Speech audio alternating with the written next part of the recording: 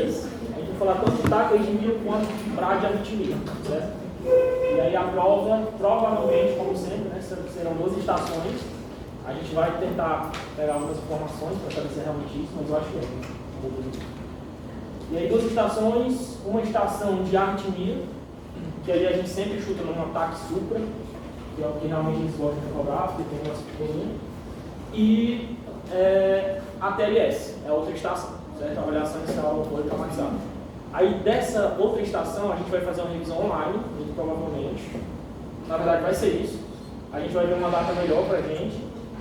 E aí a gente fala com vocês. Se não puder entrar todo mundo no horário, alguém entra, grava, sem problemas, tá certo? E aí nessa de hoje a gente vai fazer isso. Alguém fez a prova de melhoria daqui? O que foi o vosso? O ABCDE. O ABCDE, tá? Mas ele tinha alguma coisa específica? Pneumotórax? Tinha pneumotórax pertensivo. E tinha um festa pra fazer. E tinha festa? Tinha outra festa. Então eles vão botar outra coisa, vai ser pneumotórax pertensivo. Pronto, podemos começar? Eu preparei um material, mas está faltando alguma coisinha lá que eu vou colocar depois e vou mostrar para vocês. É um materialzinho de revisão rápida.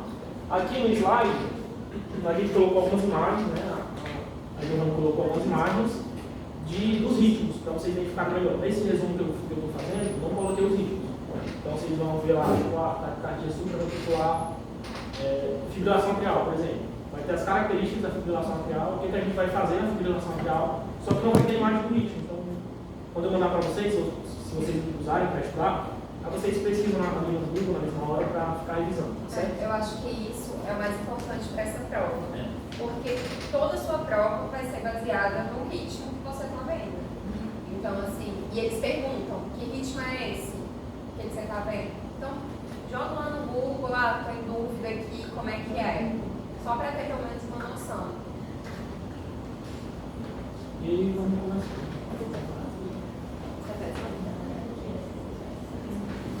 As vagas de bicho. Consegue mandar aí? Tá com esse slide fácil? Essa é toda.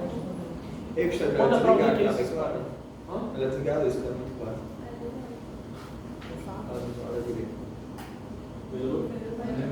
É a Lorena aqui. Já vai ser uma iPad de Lorena. Pronto, vou te mandar. Não, é pergunta, Lorena.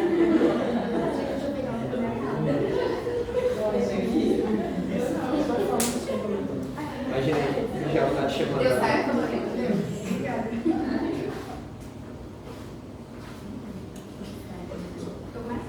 Gente, já falar um pouquinho de taquibrade. Aí como o pessoal estava dizendo mesmo, vocês vão precisar reconhecer o ritmo adequado e realmente agir como. A gente colocou mais a introdução, né, falando sobre o que é uma arritmia. Claro que não vai cobrar isso na prova para vocês explicarem, mas pode ser que caia no slide teste para você entender um pouco sobre uma arritmia. A gente até fala um pouco das bradias aqui, mas talvez não caia no osso. É bem mais provável que caia as taquiarritmias, que são o conteúdo mais chatinho mesmo. Mas as bradias com certeza vão cair no slide teste, isso é quase certeza. E sobre a arritmia, né? Aí eu vou ter uma alteração no ritmo ou na frequência, né, desse paciente. E aí esse paciente ele não vai ter uma justificativa fisiológica associada. Então, vamos supor, alguns pacientes, né, quando estão dormindo, pode ter uma bradicardia associada. Não, nesse caso, ele não se configura como uma arritmia, já é algo fisiológico desse indivíduo. Além disso, é uma condição médica que ocorre quando o indivíduo sente uma irregularidade. Não é sempre que os pacientes vão ser sintomáticos, muitas vezes eles são assintomáticos. Mas entre eles, se ele estiver sintomático, é importante sim a gente diferenciar, entender um pouco quais são os sintomas para a gente conseguir classificar ele como estável ou instável, certo? Certo. Aí aqui está um pouco sobre a taquiarritmia, quais a gente vai falar, tá certo? A gente tem a taquicardia sinusal, a taquicardia supraventricular, fibrilação atrial flanta e a taquicardia ventricular. Mas sobre as taquiarritmias, é quando eu vou ter, né, uma alteração no ritmo cardíaco com uma frequência acima de 100 batimentos por minuto, tá certo? Aí vamos falar especificamente do que fazer. A primeira coisa que você vai fazer quando chegar na prova é se apresentar, claro, falar que está muito bem paramentado, né, para começar o atendimento. E a partir daí, você vai fazer, se o paciente se move, eu ganho um move. Então, fazer a monitorização, vou ver se ele precisa de oxigênio complementar. Então, se o paciente está saturando menor de 94%, eu vou precisar fazer um oxigênio complementar nele. Além disso, pegar desacessos venosos periféricos calibrantes. eventualmente para infundir alguma droga, ou até mesmo para pegar alguns exames para identificar qual é a causa dessa arritmia que está acontecendo. E além disso, vou solicitar o eletro, que é o grande tudo aqui nessa simulação. E a partir daí eu vou perguntar para o examinador, né? Porque eu acho que na prova era só um boneco, o examinador e você. Eu acho que não tinha outra pessoa na sala. Não, porque a gente... Ah, é prova, A gente não tá né? na A gente prova. só foi monitoria. Não tinha, então, no caso. Tinha só o examinador e você vai perguntando pra ele, tá, o que o paciente está sentindo? Ele tá com palpitação, tá, mas aí é muito importante você perguntar esses 5 vezes pra ele, mas ele tá com falta de ar? E essa falta de ar realmente é algo que tá instabilizando ele? Ele tá associado a um edema do pulmão, alguma coisa assim do tipo? Ele tem uma dor torácica, uma dor pré-cordial, ele tem uma diminuição da PA? Eu já estou monitorizando esse doente, então eu posso pedir realmente a PA dele para ver se está diminuída. Ele tem uma história de desmaio, de síncope, ou tem a diminuição do nível de consciência. Então, se o paciente tiver somente um dos D, ele já é instável. A partir do momento que eu reconheço que o paciente é instável, eu tenho que fazer a cardioversão elétrica sincronizada, tá certo? Aqui, a abordagem do ataque cardíaco. Então, o paciente normalmente ele vai chegar com uma queixa de batedeira no peito, que seria a palpitação. Certo? Essa é a principal queixa associada. Podem ter outras queixas, como já foi falado, né? Falta de ar, diminuição de consciência, síncope, enfim. E aí a gente vai abordar a queixa desse paciente, a gente vai perguntar de comorbidades, que no ósseo acaba que isso não é o principal fator, mas na vida real a gente perguntar de comorbidades, né? Doenças tiroidianas, se tem alguma infecção ativa, enfim. Além disso, aqui, ó, dispneia, dispneia decorrente de alteração cardíaca, então se tem dispneia com crepitações ou com estertores, certo? A gente iria fazer ausculta e iria identificar isso na ausculta pulmonar. A doutorácica é uma doutorácica isquêmica, não é qualquer doutorácica, não é um paciente com regurgitação, enfim. É uma doutorácica anginosa. E aí as outras alterações que foi bem abordado também. E é qualquer nível, qualquer diminuição, ou seja, o paciente com lesão de 14 já é considerado, certo? Por definição. Certo. Aí, a partir de então, você identificou se o paciente é estável ou instável. Se ele deu não para todos aqueles sintomas, ele é estável. E a partir daí, eu vou olhar esse o ECG dele e vou fazer 3 perguntas. É um ataque, uma brade e arritmia. Vou identificar a partir da frequência cardíaca, né? Frequência cardíaca menor. Que algumas eventos falam 60, outras falam 50, se for menor uma brade, se for maior que 100, um ataque. E a partir daí, eu tenho que fazer essas perguntas. O QRS é estreito ou largo? E o ritmo é regular ou irregular? E a partir daí, você vai direcionando o seu raciocínio, tá certo? Já vai explicar um pouquinho. Aí vamos mais sobre o eletro em si, né? Aqui a gente tem um ataque cardiosinusal. Um ataque cardiosinusal é quando eu realmente tenho uma frequência acima de 100, mas eu tenho toda onda P conduzindo QRS. Então, uma onda P positiva em D1, D2 e AVF. E é praticamente isso. Toda onda P realmente conduz o QRS. Já a brade cardiosinusal, eu vou ter toda onda P conduzindo com QRS, só que com uma frequência mais baixa, né? Abaixo de 60 geralmente. E aqui, como o próprio nome sugere, né? É sinusal, então ela respeita o ritmo cardíaco, que é do nosso sino atrial, certo? Que é o ritmo, por isso que a gente tem essa denominação, nosso sinusal. Como ela falou, ela deu a definição de um ataque cardíaco sinusal, mas isso aqui pode acontecer, eu vou correr daqui para ali, pronto, vou ter um ataque cardíaco sinusal, certo? Então, geralmente, taquicardia sinusal, alterações sinusais, que são alterações fisiológicas, decorrente de uma infecção, decorrente de febre, estresse, enfim, são alterações que a gente vai buscar a causa e tratar a causa. A gente não vai tratar na aula de arritmias em si, não é com cardioversão, não é com droga, tá certo? A gente vai buscar a causa e vai tratar a causa, certo? Vocês sabem calcular a frequência cardíaca? Sabem, né?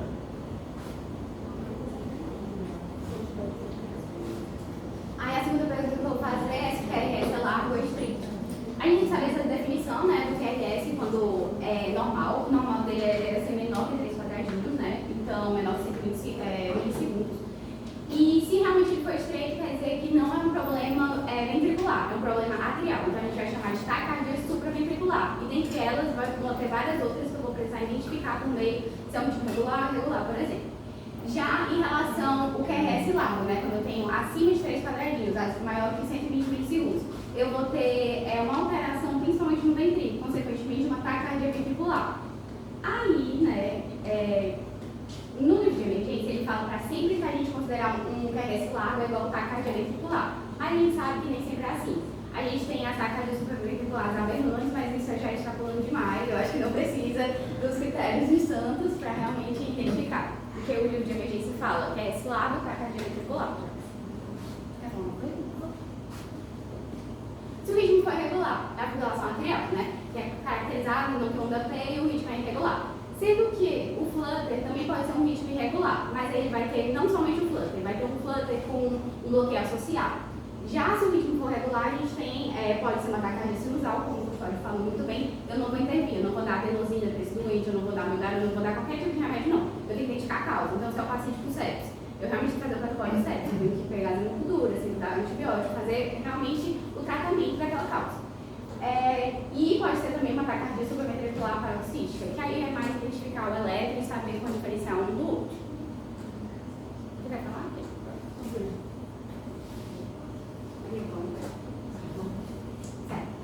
Aí vamos falar um pouquinho sobre os ritmos, né? A gente tem o flutter atrial. Uma coisa muito característica do flutter, né, seria essas ondas F, né, que são aqueles serrilhados, dentes de seta. E uma coisa muito característica da taquicardia supraventricular paroxística é que eu não tenho onda B. Então, eu tenho um QRS estreito, vou ter ritmo regular entre eles e não vou ter onda B. O flutter, ritmo regular, não é sempre, mas eu vou ter esse dente de seta, que é muito visto em D2. D2 longo a gente consegue ver adequadamente. Então, se pegar um eletro, vai logo pro D2, você vê realmente esse dente de serra, né, que são várias ondinhas, é realmente flutter atrial. Na prova, ela falou que a gente pode encontrar um flutter com irregularidade, mas isso vai ter outras condições associadas. Na prova, se cair isso aqui é um flutter, tá? Então, não brigue muito com a prova. Uma característica do flutter é que geralmente são frequências cardíacas muito discrepantes, assim, frequência cardíacas 250, 300 batimentos por minuto, que poderia ajudar também a identificar na hora, tá? E essa é uma das características, essas ondas P características, essas seriam as ondas F, certo? Vocês estão com alguma dúvida específica nesse assunto? É mais elétrico mesmo, né? Aí, falando sobre o ritmo irregular, a gente vai dar a fibrilação atrial, então a gente vai pegar a distância de 2 quadradinhos, vai comparar, não é regular. Então a gente já sabe que o ritmo irregular geralmente vai ser fibrilação atrial. Mas aí vamos verificar realmente se esse paciente não tem onda P, ele não tem. Então, o ritmo irregular sem onda P, a gente tem uma fibrilação atrial. É o que está tremulando, né? Ele não consegue contrair adequadamente, então não consegue formar uma onda P adequada. Então, basicamente, duas coisas que a gente sempre vai olhar. A gente vai olhar o QRS, inicialmente, nesse caso, o QRS estreito. E a segunda coisa seria a regularidade ou a forma também. A forma também seria interessante nas taquicardias ventriculares, né? Mais especificamente. Mas regularidade, se tem um ataque supra com irregularidade, aí a gente está diante de uma fibrilação atrial, certo? E uma coisa da vida também, que isso aí aconteceu comigo. Calma. Eu peguei um ECG de um paciente que estava com uma linha de base com esse tremulado, com esses tremores, só que estava regular. Aí não, a gente está diante de uma FA, porque está com um tremorzinho na linha de base, mas não é, tá? Caracteristicamente, fibrilação atrial é ritmo irregular, certo? Isso aqui não define fibrilação atrial. Isso aqui pode ser qualquer alteração, um ECG mal feito, certo? Paciente mexeu, qualquer outra coisa, tá bom? Aí, paciente estável, como a gente já tinha falado, vou fazer aquele símbolo desse. Tem um dos três, vou ter cardioverter esse doente, cardioversão elétrica sincronizada. E a partir daí a gente tem o famoso osasco, que eu vou seguir cada letra, tá certo? Então, é praticamente falar tudo na hora da prova. Falar, paciente tem um dos dedos, entre eles, de espinéia. A partir daí vou fazer o protocolo osasco. Primeiro vou orientar o doente. Eu vou precisar realmente setar esse doente, então eu tenho que falar para ele o que vai acontecer, vai dar um choque. Então, é explicar o procedimento adequado para o doente. Além disso, eu vou sedar, ele vai ter diversas drogas, tem midazolam, equimidado, que vocês escolhem, certo? Nesse caso, eu acho que não precisa saber a dose, só do PCR, né, que eu mesmo, mas nesse caso não. Vou separar o material de intubação, né, caso o paciente realmente evolua, né, para uma PCR, ou realmente caso o paciente esteja com uma saturação baixa, então vamos usar esse doente. Além disso, tem uma coisa muito importante que você até conseguiu o desfibrilador, que a gente tem um botão que é sincronizar. Na prova, provavelmente vocês não vão ter esse desfibrilador. É um simulador, muito provavelmente. Mas você tem que lembrar de falar. Falar. Que é a coisa mais importante. desfibrilar é quando a gente coloca carga máxima, tá? Geralmente a gente faz isso em ritmo de parada. Cardioverter é quando a gente quer mudar um ritmo que está com alguma arritmia, que não está correto, certo? Então, basicamente isso. E realmente sincronizar é para a gente garantir que o choque vai cair no complexo QRS. Porque se ele cair na onda T, pode ser que evolua realmente para um ritmo de parada, que é uma coisa que a gente não quer para o nosso doente, tá certo? Então, tem que falar sincronizar, com certeza vai estar entre um dos pontos da prova, tá certo? E além disso, fazer a cardioversão. Aí, sabendo de determinado ritmo, você vai fazer a quantidade de joules adequada para ele, né? Então, se for fulano, eu posso fazer de 50 joules a 100. Então, é lembrar dessas coisas, né? E além disso, o O de observar. Então, eu vou ver se o doente voltou, ou eu vou precisar aumentar mais 50 joules na próxima cardioversão para realmente identificar. E lembrar das PAs, né? Onde fica as PAs é o mesmo local do corpo PCR, né? Intraclavicular e no axo do coração. E é isso. E observar mesmo. Assim, na prova, né? O paciente ele vai chegar com uma queixa, provavelmente vai ser um paciente estável. Vou falar como foi na nossa prova, que eu acho que pode ser o cara deles também, na prova de monitoria. O paciente ele chega estável, então a gente vai fazer um manejo do paciente que é estável e no decorrer o paciente instabiliza. Então a gente tem que saber os 5 Ds, tá? Porque se a gente identificar alguma alteração desses 5 Ds, a gente tem que mudar a conduta para uma cardioversão elétrica, que é a conduta para um paciente instável, certo? Na nossa monitoria foi assim, a gente abordou um paciente com ataque supra, que eu não lembro qual era, mas era ataque supra, e aí a gente iniciava fazendo a abordagem de um paciente com ataque supra estável, e aí no meio ele parava de responder, era o ator parava de responder. Aí muita gente ficou muito confuso nessa hora. O que acontece? O paciente teve um rebaixamento do nível de consciência, que é um dos desses, certo? Teve uma diminuição do nível de consciência. Então, consequentemente, a gente tinha que mudar a conduta para a conduta de um paciente instável, certo? A gente seria uma conduta diferente.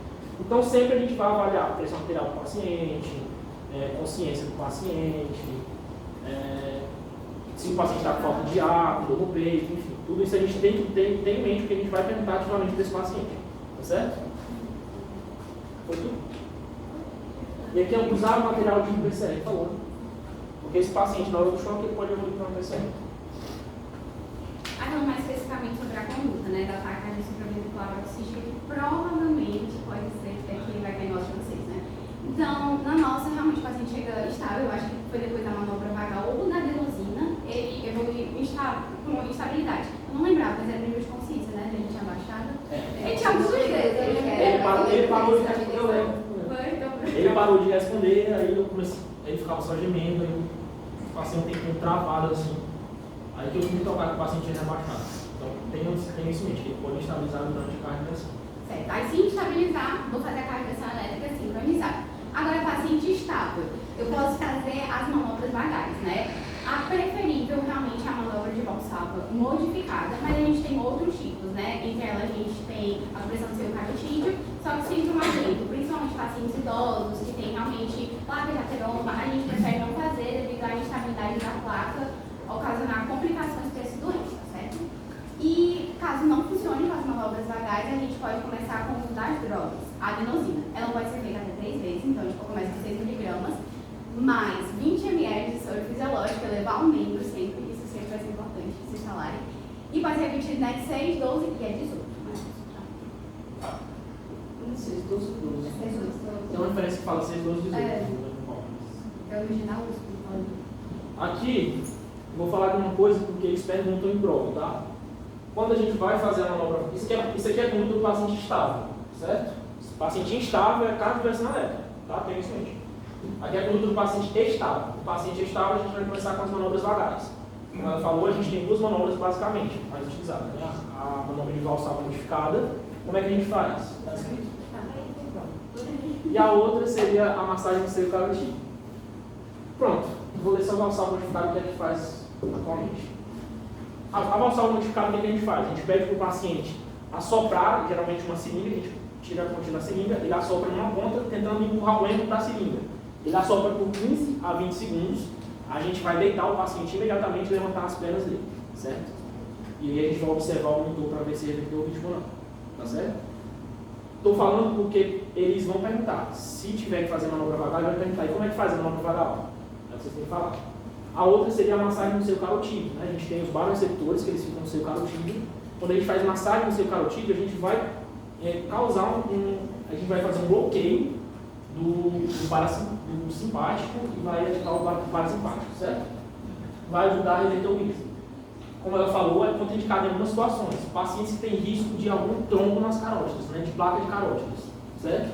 Então, pacientes idosos, pacientes que já tiveram algum evento trombótico anterior, enfim, são pacientes que a gente evita. Portanto, tenha em mente que a valsada modificada é a manobra mais utilizada, tá?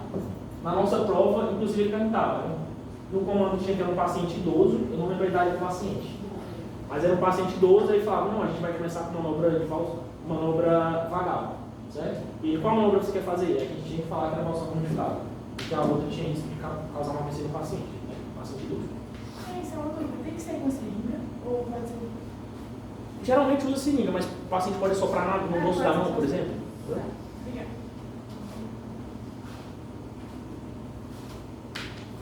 Aí sobre as outras taquiarritmia, a condução é praticamente a mesma, né? Então, o paciente estável com a direção elétrica sincronizada, o paciente estável, eu vou administrar a adenosina primeiro e depois, caso realmente não volte, como, por exemplo, no caso de fibrilação atrial, posso utilizar, caso não regressão com a adenosina, a amiodarona, né? Porque ele vai piorar com o uso da adenosina, certo? Mas é mais um fluxo de sempre, a adenosina depois a amiodarona. Decorar as dosinhas 6, 12, 12, porque a gente vai fazer, ele não vai voltar, você não vai voltar com a manobra vagal, já vou adiantar para você. Não vai voltar com a manobra vagal. Aí ele vai perguntar a primeira droga, você vai falar adenosina, vai perguntar qual a dose, 6 mg. Não vai voltar, de novo, adenosina, qual a dose, 12 mg, certo? 6, 12 mg. Show? E aí, se não voltar, a gente iria para outras drogas, mas não vai chegar a esse ponto não. Ou ele vai instabilizar, ou ele vai voltar. Mas eu acho que ele vai instabilizar. Eu acho que ele vai ser.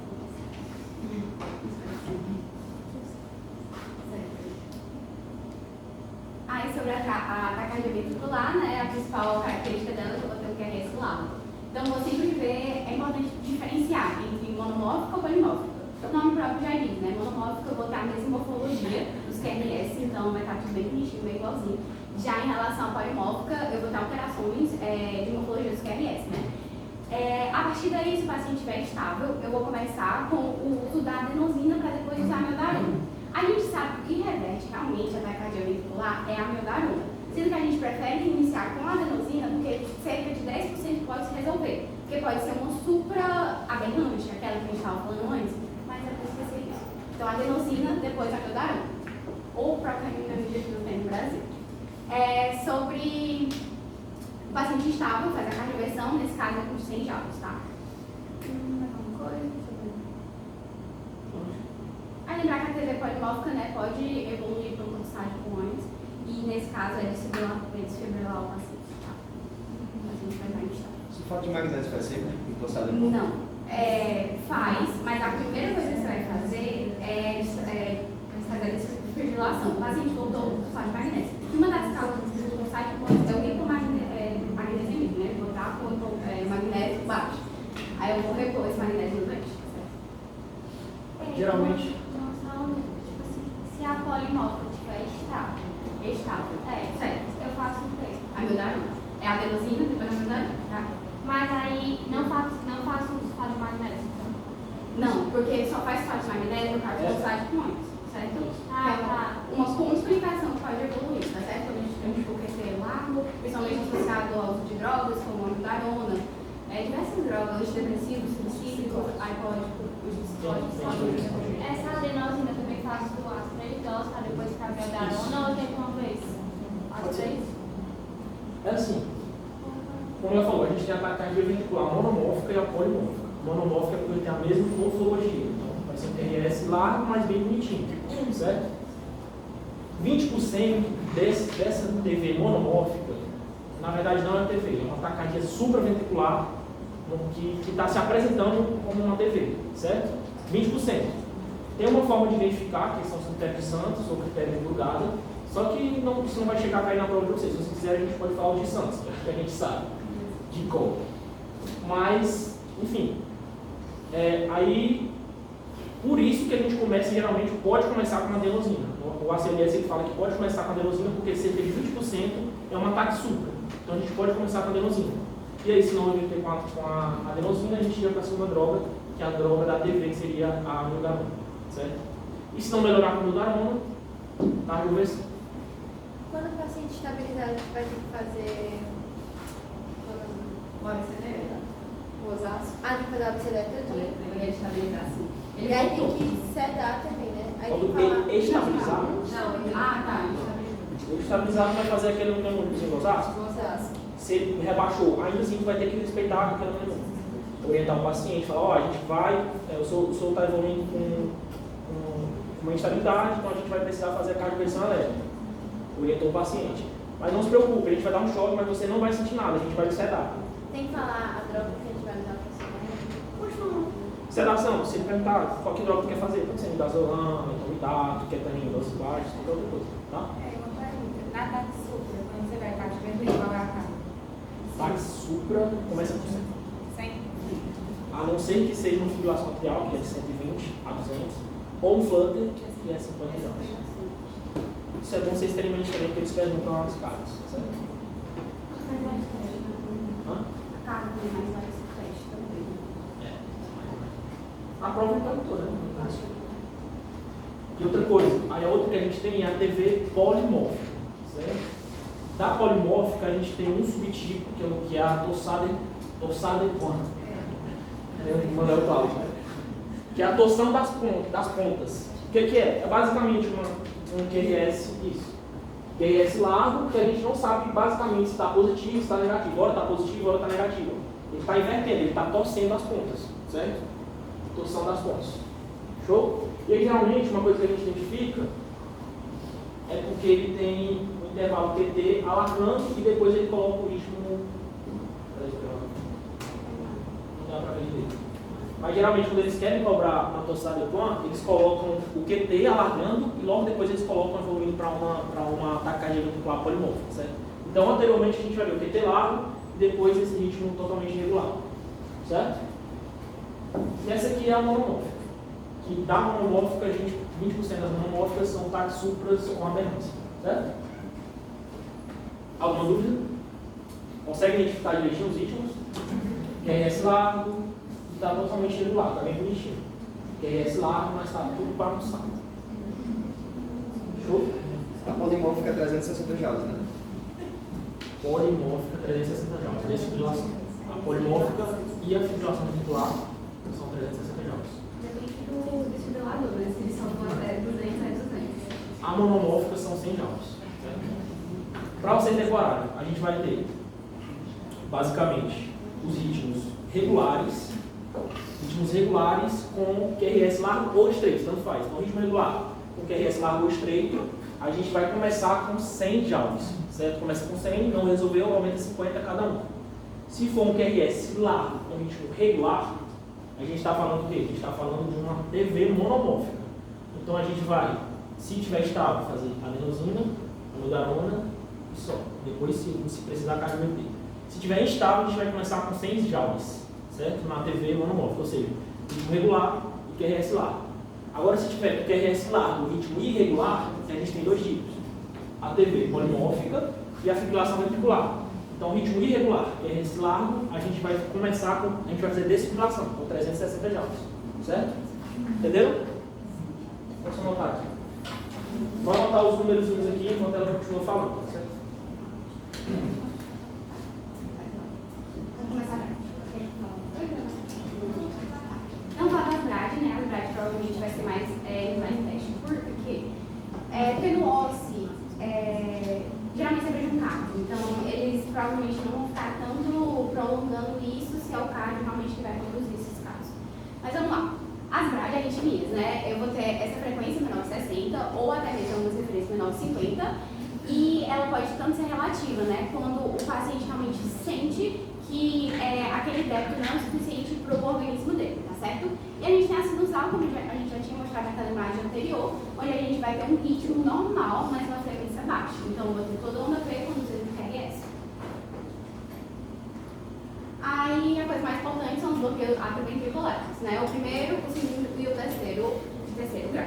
O de primeiro grau, né, é aquele onde eu vou ter um PR alargado. O PR normal, ele é de 3 a 5 quadradinhos. Se eu tenho o PR acima de 5 quadradinhos, acima de 200 milissegundos, eu vou ter um PR prolongado. Uma coisa muito característica desse é o PR prolongado e eu vou ter sempre um intervalo regular entre segundo grau, a gente vai dividir em MOPS 1 e MOPS 2. O MOPS 1 é aquele que eu vou ter um aumento do PR consecutivamente. Então, eu vou aumentar para 310, mas depois para 330, vai aumentando, até que eu vou ter uma onda P que não vai conduzir mais o QRS. Já no MOPS 2, eu tenho um ritmo normal. Parece até mesmo que é uma bradicardia sinusal, só que de repente eu tenho uma onda P que eu não vou conduzir mais o QRS.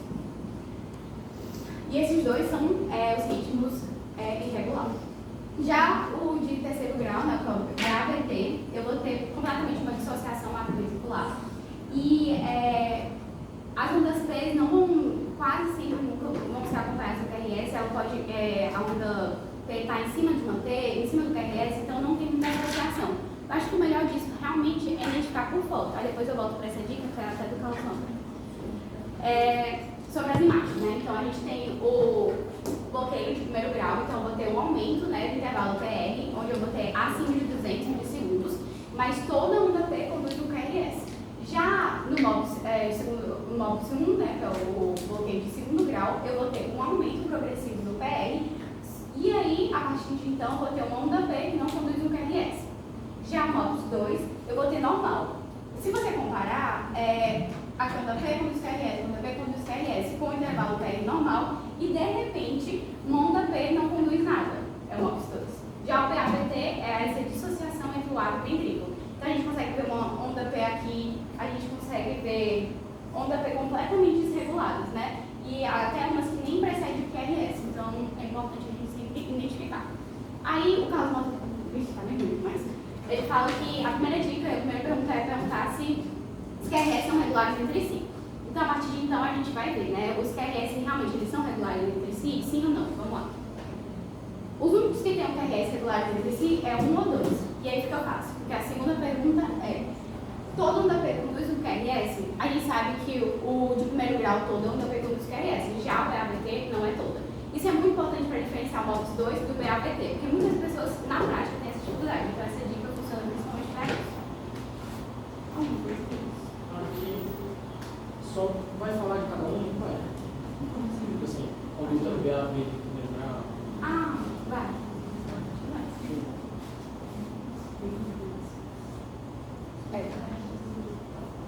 Paciente instável. Então, a paciente tem um dos 5Ds. O paciente chegou a fazer MOV e o ECG, de 12 derivações. A partir de então, ele tem um dos 5Ds, o paciente está instável. O que é que eu vou fazer? Eu vou administrar atropina para ele, tá certo? Essa atropina, se não der resposta, eu posso aplicar ela até 2 vezes. Se não der resposta, eu posso fazer uma das alternativas, que pode ser dopamina, ou adrenalina, ou até mesmo o marca-passo transcutâneo. Mas o tratamento realmente acaba sendo definitivo com o marca-passo transvenoso. Vocês conseguiram identificar cada ritmo aqui? Vocês sabem diferenciar direitinho? Sabem? O que a gente vai olhar? O que é? Olha, basicamente a gente tem nó sinusal, nó atrioventricular e feixe, o ramo direito e o ramo esquerdo feixe isso, certo?